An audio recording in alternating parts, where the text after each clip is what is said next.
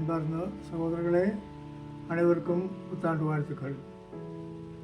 ഒരു ചില ദിവസങ്ങൾക്ക് മുൻപ് നാം ആണ്ടവർ യേശുവിൻ്റെ പിറപ്പ് വിളാമൊഴിച്ചുകൂടെ കൊണ്ടാടി. ആ സദ്വാർത്ത ആദ്യമായി അറിയുന്നതിനിടയായത് നിഷ്കളങ്കരും നിർമ്മല ഹൃദയരുമായ ആട്ടിടയന്മാർക്കാണ്.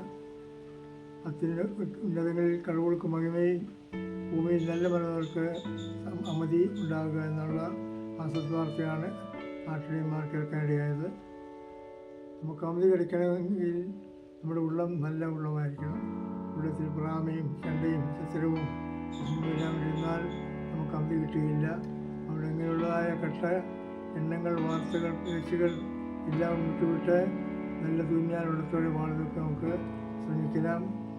2024 ആണ്ട് എന്നേക്കുമായിട്ട് നമ്മൾ ഇന്നും മറഞ്ഞു കഴിഞ്ഞു. പുതിയൊരു വലത്തിലേക്ക് കടന്നിരിക്കുകയാണ്. അനേകർ കിട്ടാത്തൊരു ഭാഗ്യമാണ് നമുക്ക് എടുത്തിരിക്കുന്നത്. 2024 അനേക മക്കൾ ദുരിതത്തെ വിട്ടുപോയി.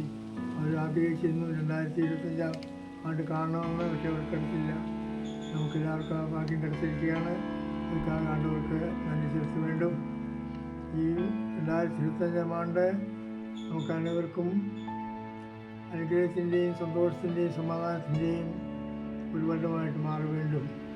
അങ്ങനെ നാം വേണമെങ്കിൽ യേശുവിൻ്റെ വാർത്തയും പടി നാം ജീവിക്കണം. യേശു പറയുകയാണ്, നിന്നെപ്പോലെ നിൻ്റെ അയനാനെ നേസിച്ചു വേണ്ടും.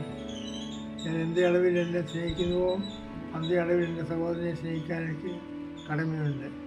കാണപ്പെട്ടതായ എൻ്റെ സഹോദരനെ നേസിക്കാതെ കാണപ്പെടാത്ത ദൈവത്തെ സ്നേഹിക്കാൻ ഒരിക്കലും സാധ്യമല്ല. അതുകൊണ്ട് ആ കാണപ്പെട്ട സഹോദരങ്ങളെ സ്നേഹിച്ചുകൊണ്ട്, അൻപ് ചെയ്തുകൊണ്ട്, ഉദവി ചെയ്തുകൊണ്ട്, അവർക്ക് പണി പിരിഞ്ഞുകൊണ്ട് കാണപ്പെടാത്ത ദൈവത്തെ നാം സ്നേഹിക്കുക. അങ്ങനെ നമ്മുടെ വാൾക്ക് സന്തോഷമുള്ള അനേവർക്കും ക്രിസ്മസ് പുത്താണ്ട് വാഴ്ത്തുക്കൾ.